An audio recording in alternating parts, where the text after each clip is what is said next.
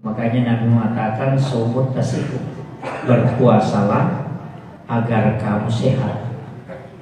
Jadi orang yang tidak puasa itu mudah kena penyakit. Dan orang yang bagus puasanya insya Allah. Tapi puasa memang puasa. Karena ada orang sebenarnya tidak puasa, cuma balas dendam. Ya, tidak puasa kalau siang tapi makan 3 piring kalau malam.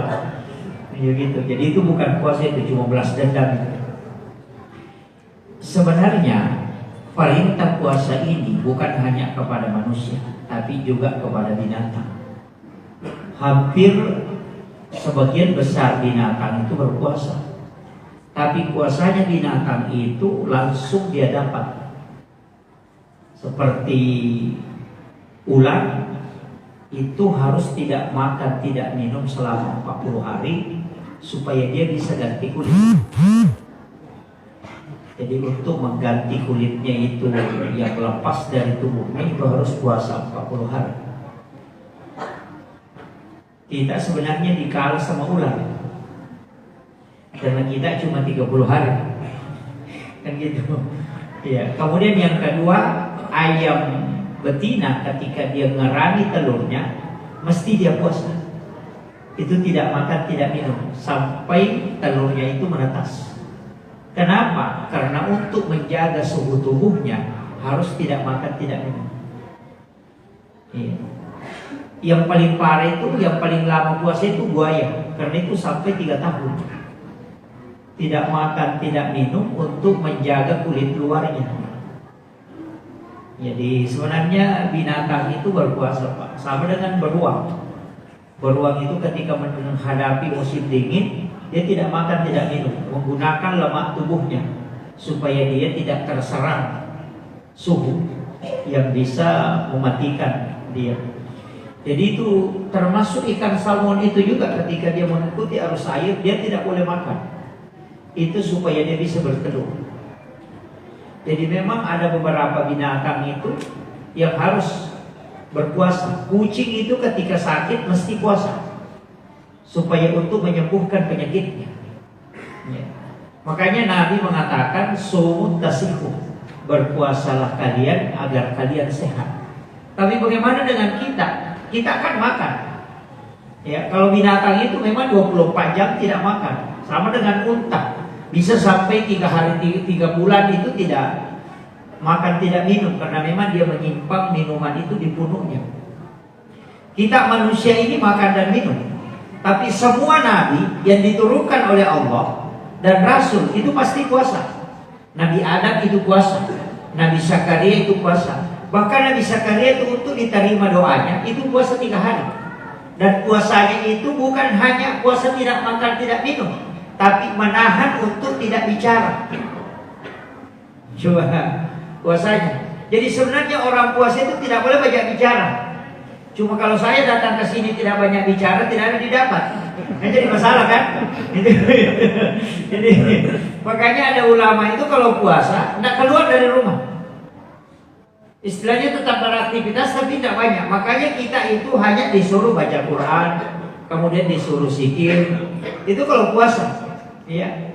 Sebenarnya orang yang puasa itu ketika tidur, lebih banyak tidurnya itu juga agak lebih selamat sedikit itu. Karena tidak banyak bicaranya. Jadi dengan itu. Nah, bagaimana analoginya tentang puasa ini? Bagaimana bisa orang dikatakan sehat ketika orang puasa? Sebenarnya kita sudah bisa mendeteksi ketika ada orang mau dioperasi, itu mesti disuruh puasa dulu. Ya, yang biasa dioperasi itu kan pasti tahu, tidak boleh makan. Disuruh puasa. Itu untuk mensterilkan dalam tubuhnya, nanti tidak terpengaruh. Besar pengaruhnya ketika sudah dioperasi, itu harus puasa. Sebenarnya begini, analoginya seperti selang air. Itu selang air, Pak, atau pipa air yang kita pakai di dinamo itu mesin air. Itu kan air yang lewat bersih. Tapi selama 1 tahun dilewati air, pasti ada lumut yang melekat di pinggir pipa itu. Dan itu kotoran. Nah, bagaimana cara membersihkan kotoran itu? Biar airnya dikasih kencang tidak bisa. Cara membersihkan kotoran adalah hentikan aliran air. nanti terkupas sendiri. Kan gitu. Sama aja sebenarnya dengan tubuh. Seluruh sel yang ada dalam tubuh itu sel-sel kita yang dilewati jaluran darah itu, saluran darah, itu kan penuh dengan toksin. Toksin itu racun pada makanan. Jadi jangan Bapak katakan bahwa ya makanan yang kita makan itu bersih. Ya dia sudah dicuci itu tetap ada racunnya. Bahkan Nabi bilang begini, ini penting. Ketika makanan bercampur dengan 7 macam, di riwayat yang lain mengatakan ketika makanan bercampur dengan 5 macam, maka jangan makan, karena itu sudah penyakit.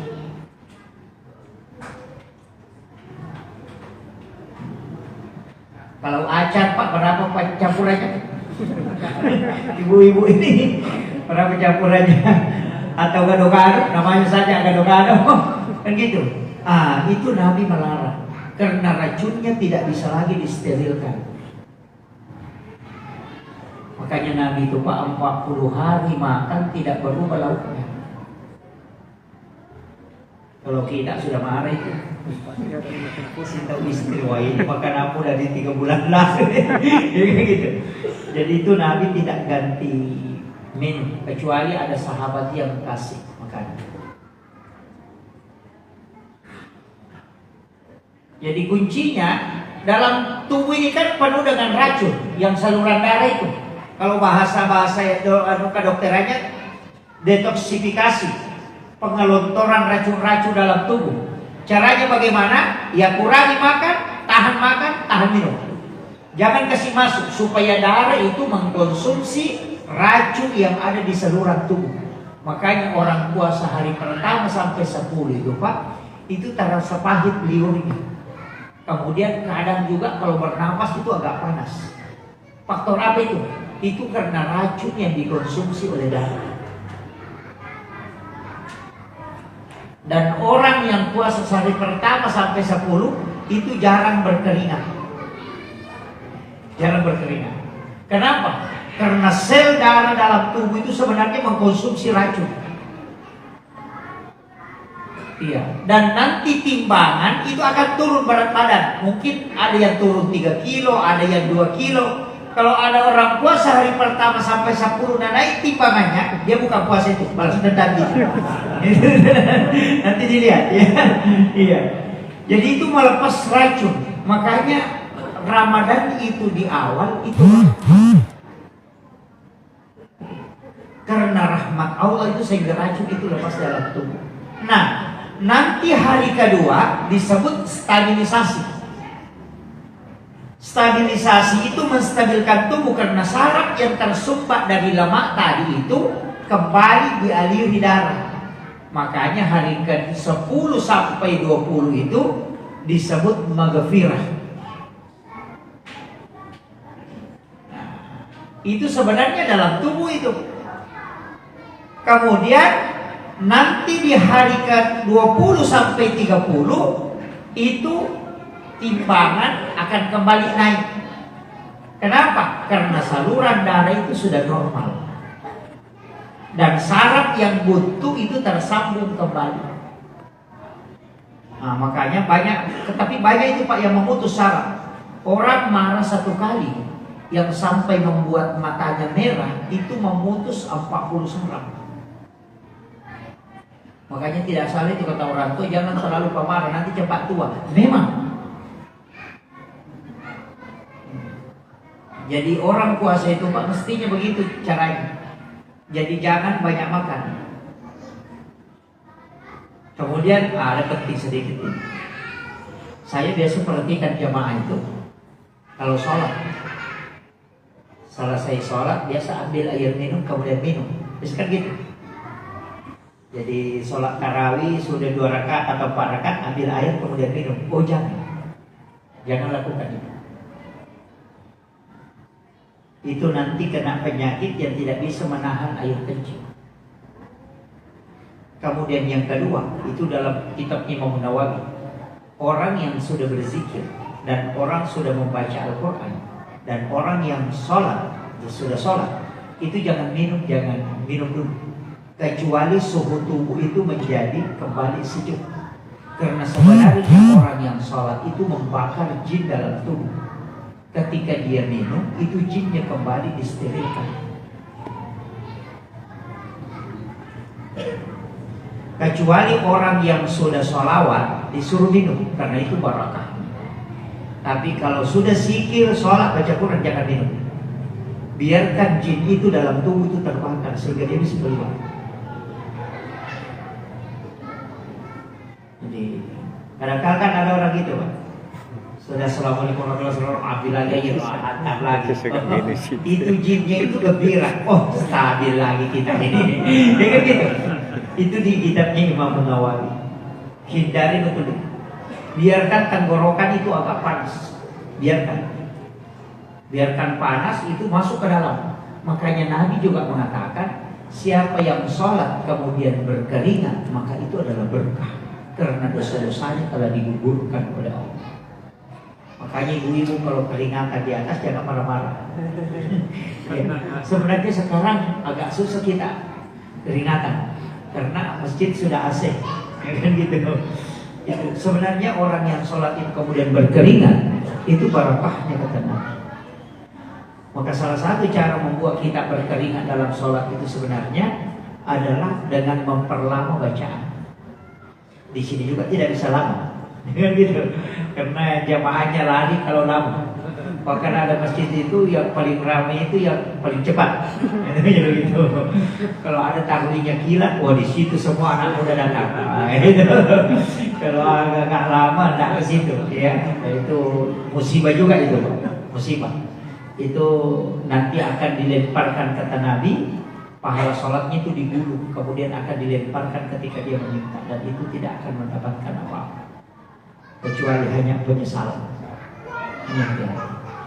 Jadi saya itu kalau imamnya cepat dan cepatnya masih bisa saya dapat, saya akan ikuti. Tapi saya dalam hati bilang nanti dari kemudian kau tutup.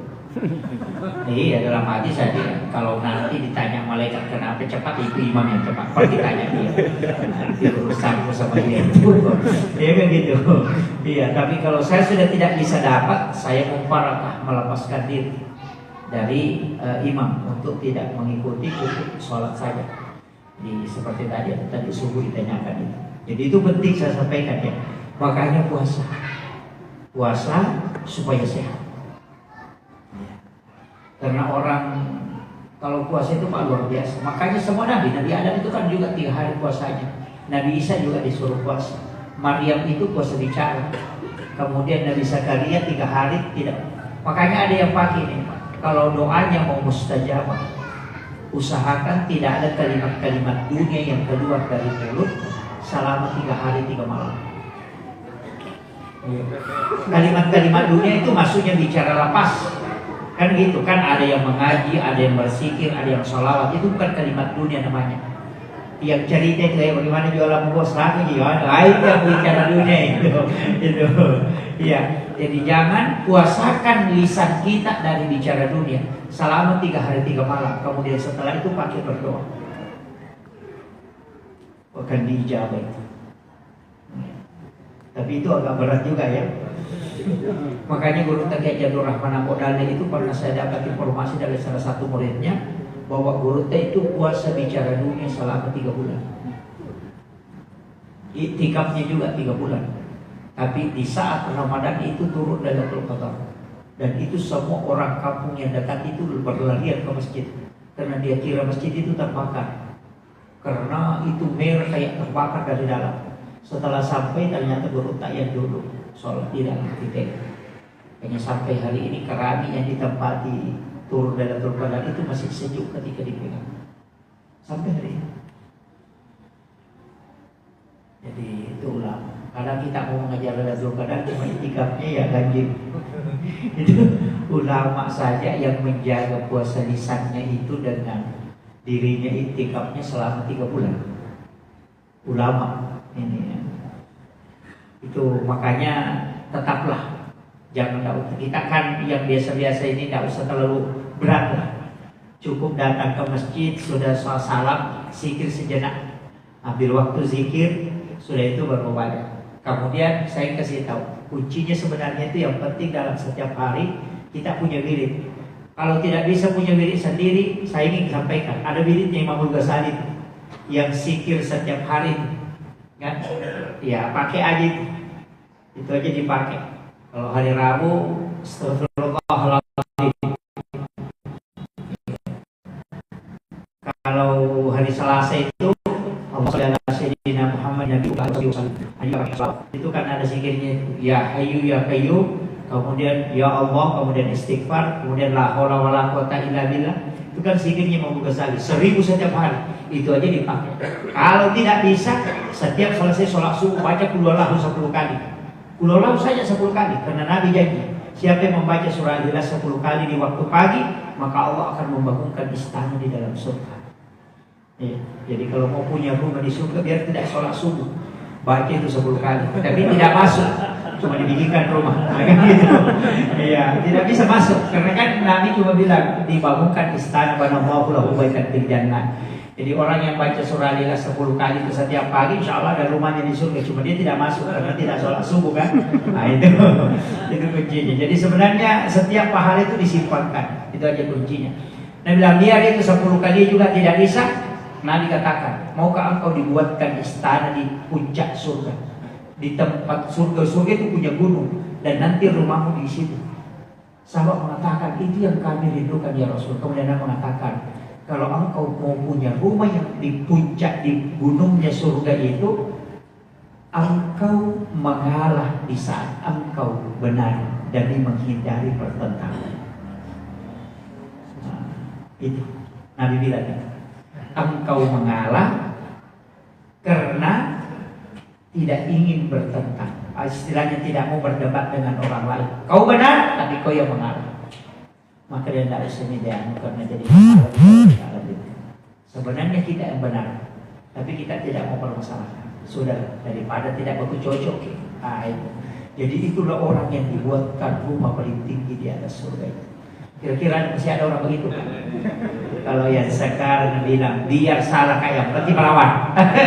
Gitu. Jadi itu kuncinya. Makanya ada hal-hal itu Pak, kalau mau istimewa ada tempatnya. Jadi ini saya kira yang penting saya sampaikan, ini sudah masuk waktu itu. Tapi memang ada beberapa amalan Pak, yang kalau kita mau pakai ya ada beberapa.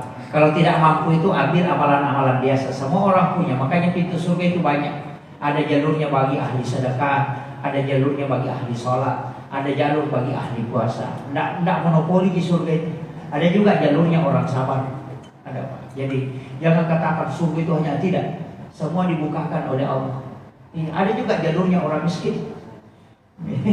Orang kaya juga punya jalur. Makanya orang kaya itu Pak bisa doanya diijabah. Kalau dia mengatakan berdoakan orang ini langsung bisa dijawab. Itu ketika orang kaya itu yang dermawan. Tapi ada hadis itu 10 orang yang paling dibenci adalah sampai tidak dilihat nanti dari kemudian. Kalau dia mau menghadap itu Allah membelakangi dia. Tidak bisa menghadap. Orang yang tidak bisa melihat wajah Allah di hari kemudian. Setiap mau menghadap itu dibalik mukanya. Tidak bisa ketemu. Dan Allah tidak mau melihatnya. Siapa itu? Yang pertama orang kaya yang kikir. Tahu sogi nasi kek. Yang kedua orang miskin yang sombong. Wah itu parah. Musibah betul itu. Kalau orang kaya sombong ya adalah sedikit kan. Walaupun itu dibenci Allah. Tapi kalau orang miskin yang sombong memang kelewatan. Itu tidak ada memang obatnya itu. Nah termasuk orang miskin sombong kata ulama itu adalah orang miskin yang tidak pergi sholat Jumat. Karena pengganti ibadah haji bagi orang miskin itu adalah sholat Jumat. Jadi ada memang juga Pak. Makanya orang miskin hati-hati. Kemudian yang paling bahaya ini adalah orang yang beribadah kemudian mengharap di ibadahnya. Dianggap ibadahnya menyelamatkan. Oh jangan. Kemudian orang tua istilah bahasa Inggrisnya itu malah nama-nama. Tahu-tahu malah nama-nama. Orang tua yang panjang angan-angannya. Sudah tua, sudah mau masih ingat bagaimana tanah ini mobilku apa aku, jangan itu. Banyak orang tua begitu Pak. Setelah salam itu, anuku ini, anuku. Padahal sudah tua. Oh itu orang yang dibenci oleh Allah. Dibenci. Karena sudah mendekat nih ke lubang kuburan, masih hartanya ingat. Iya, mestinya kau istirahatkan dirimu di situ. Lebih banyak mempersiapkan diri untuk menjelang kematian. Itu dibenci oleh Allah itu. Itu bahayanya, Pak. Makanya hati-hati juga. Jadi banyak kan ini pelanggaran, tapi Imam Muhyiddin insya Allah tidak ada dia. Dan itu bahaya. Kemudian perempuan yang tidak bisa menjaga istilahnya makun reina makun asiri, perempuan ini yang bukan memang itu yang pertama dicabut oleh malaikat Jibril. Hati-hati, perempuan yang tidak bisa menahan rasa malunya, tidak, pokoknya tidak bisa menyembunyikan apa. Sekarang kan muncul semua, ya, mulai dari pakaian. Kalau di televisi itu dilihat, waduh, laki-laki itu pakai jas, pakai ini, pokoknya rapi. Padahal auratnya laki-laki, lutut dengan pusat. Perempuan, kalau dilihat, la haula wala quwata illa billah. Tidak usah di TV, Pak. Kenapa itu saya ulang? Kenapa ini poli? Kan kalau poli itu jadi masalah, ya kan? Renang, baju renangnya laki-laki, bagus. Karena dia tak tutup. Kenapa ada perempuan? Makanya saya bilang memang masalah memang ini. Sebenarnya olahraga itu silakan berolahraga, silakan. Tapi itu pakaian dijaga. Ini kan begitu. Makanya bapak-bapak ini kasih tahu memang istrinya, apalagi yang mau pergi jogging. Iya. Itu yang ada kan itu yang apa namanya itu Pak, legging. Itu legging celana dalam itu, bukan celana luar. Nah sekarang sudah jadi celana luar, kan begitu? Iya, kalau ada istrinya pakai legging pergi pasar, sekalian ganti itu istrinya, Pak.